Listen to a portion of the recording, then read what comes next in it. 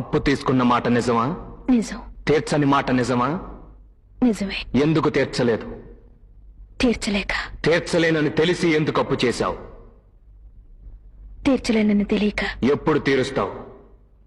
ఎలా తీరుస్తావు? మేకల్ని కాసుకునేది అదేం తీరుస్తుంది? ఓ పని చేయమనండి, ఉండే ఇల్లు తప్ప దాని దగ్గర ఏమీ లేదు. అది అమ్మినా ఇంకా 13,000 బాకీ ఉంటుంది. అందుకని 1000కి ఒక నెల చొప్పున 13 నెలలు నేను ఉంచుకుంటాను. అలా అని తీర్పు చెప్పండి. పాపారావు, తీర్పు చెప్పాల్సింది అక్కడ కాదు, ఇక్కడ. ప్రతి గ్రామానికి తూర్పు, పడమర, ఉత్తరం, దక్షిణం అనే సరిహద్దులుంటాయి. ఈ గ్రామానికి నీతి, నిజాయితీ, మానవత్వం, ధర్మం అనే హద్దులున్నాయి. ప్రతి గ్రామంలో ప్రజలు దేవుడు మనల్ని కాపాడుతాడని ఆశగా ఎదురు చూస్తారు. కానీ ఈ గ్రామ ప్రజలు రాయుడు కుటుంబం కాపాడుతుందని ఎదురు చూస్తారు. ప్రతి గ్రామంలోనూ చట్టాన్ని వింటారు, ఇక్కడ రాయుడి కంఠాన్ని వింటారు.